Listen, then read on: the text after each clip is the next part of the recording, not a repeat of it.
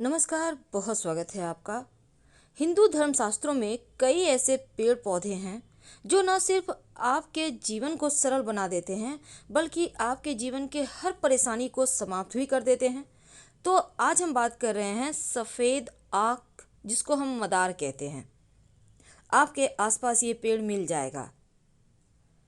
तो ये जो पेड़ है, इसके पत्ते, इसके पुष्प, इसके जड़, हर एक की एक तांत्रिक प्रयोग होता है।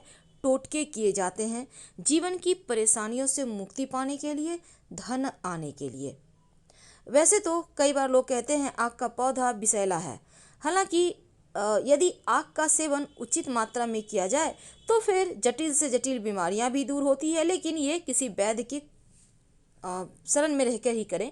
वैसे अपने मन से कोई भी काम ना करें, लेकिन आज जो हम उपाय बताएंगे, टोटके बताएंगे, उसको आप कर सकते हैं। कहीं उससे कोई हानि नहीं होगी। शास्त्रों के अनुसार आक के पेड़ की पत्तियों को अगर घर के मुख्य दरवाजे के बाहर टांगा जाए तो उस घर पर, उस परिवार पे सदस्यों पर हर बुरी नज़र, दोष दूर रहता है। और आक के वृक्ष पर उत्पन्न होने वाले जो सफ़ेद पुष्प होते हैं वो भगवान शिव को बहुत प्रिय है और भगवान शिव का पसंदीदा रंग भी है, इसलिए आक का पुष्प शिव जी को बहुत भाते हैं। तो आज हम एक छोटा सा प्रयोग बताएंगे। कई बार क्या होता है, बहुत मेहनत के बाद भी पैसे नहीं आते, नहीं बचते हैं। इसकी वजह से घर में किसी तरह का वास्तु दोष भी हो सकता है या कुंडली के अशुभ ग्रहों का प्रभाव भी होता है। लेकिन उनसे छुटकारा पाने के लिए आक का पेड़ का छोटा सा प्रयोग बहुत फलता फूलता है। तो आज हम छोटा सा प्रयोग आपको बताएंगे। देखिए, अगर जीवन में आपको लगे कि जैसे घर में पैसा ही नहीं टिकता, धन जिस हिसाब से आता है उसी अनुसार चला जाता है, हमेशा रुपये पैसे की तंगी रहती है। अब इस तंगी से बचने के लिए क्या करेंगे? अपने घर के मुख्य दरवाजे पर आक के पेड़ की जड़, याद रखिए आक के पेड़ की जड़। लेकिन कैसे लाएंगे? देखिए, किसी भी आप शनिवार, रविवार, मंगलवार के दिन ला सकते हैं, लेकिन एक दिन पहले निमंत्रण दीजिएगा। कैसे देंगे? सबसे पहली बात तो आप एक सुपारी, एक लोटा जल, एक सिक्का लेकर जाइएगा। पेड़ के पास जल डाल दें जहाँ पर से आपको जड़ निकालना है। एक बात हमेशा ही याद रखिए, पूरा पेड़ मत उखाड़िएगा, थोड़ा सा जड़ लेके आना है।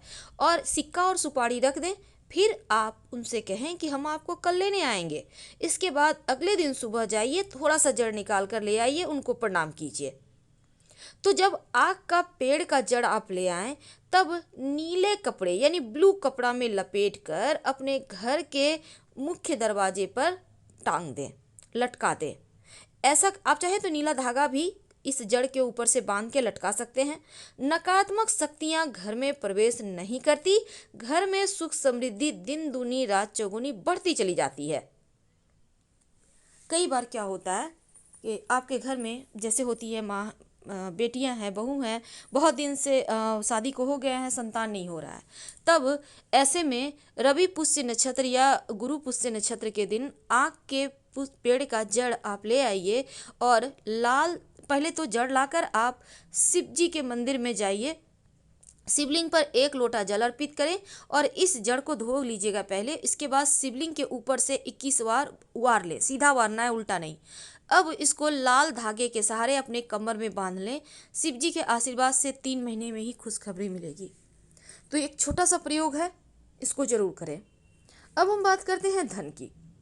कई बार क्या होता है ना, आपके बरकत रुक जाती है, सारे काम बिगड़ने लगते हैं। तब एक छोटा सा काम करें, आक के पेड़ की जड़ थोड़ा सा ले आइए।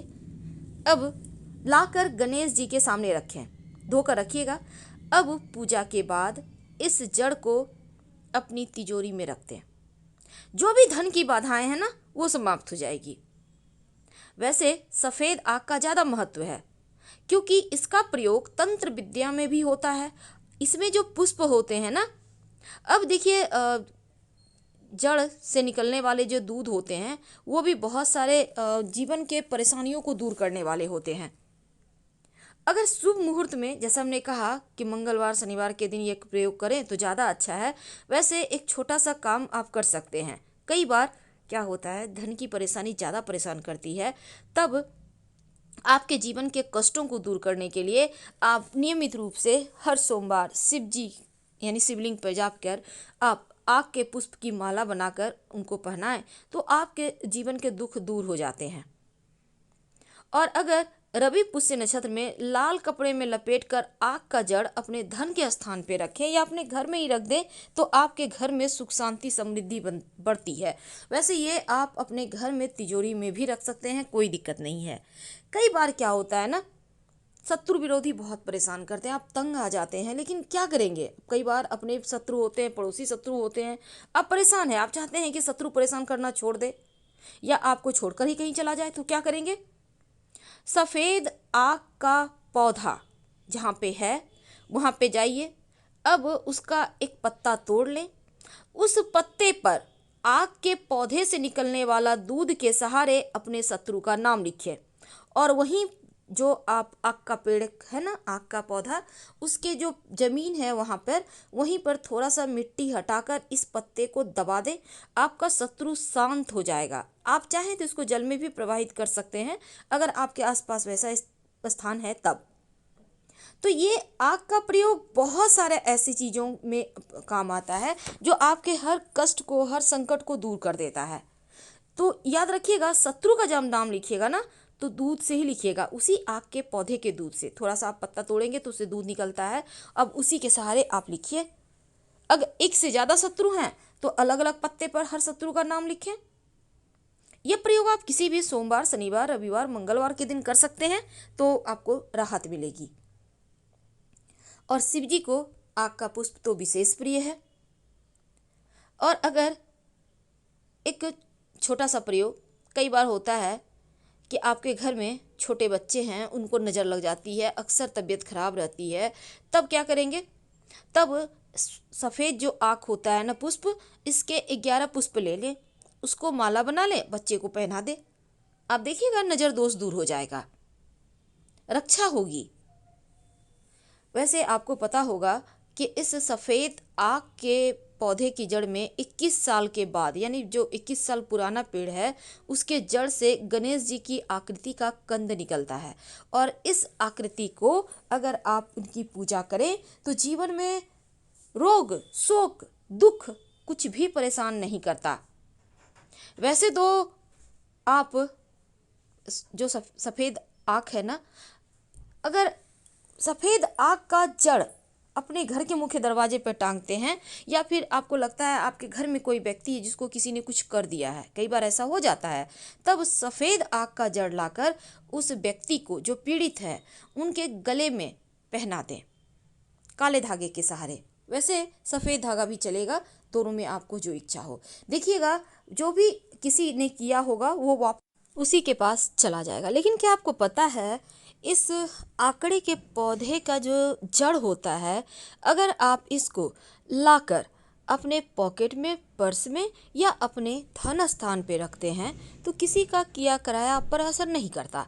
इसके बहुत सारे प्रयोग हैं, लेकिन एक बात हमेशा याद रखिए, अगर इसको आप ताबीज़ में भरकर धारण करते हैं या घर के मुख्य दरवाजे पर बांध देते हैं तो बड़े से बड़े तंत्र क्रियाओं का काट है ये।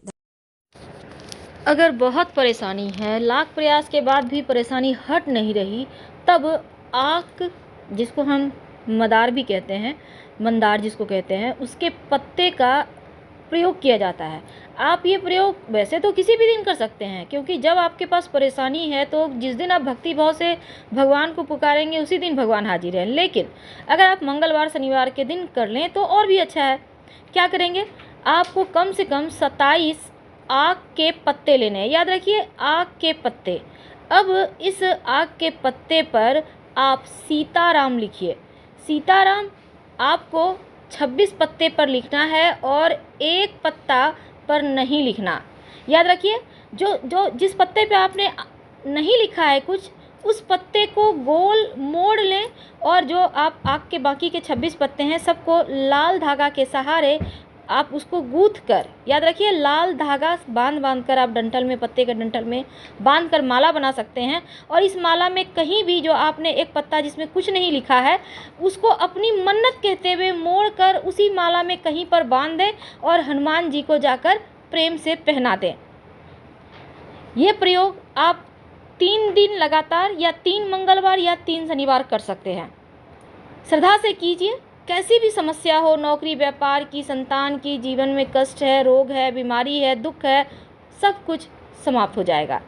हम आपसे विदा लेते हैं। हर हर महादेव। जानकारी अच्छी लगे तब लाइक कर सब्सक्राइब करें, अपनों से शेयर करें और कमेंट में हर हर महादेव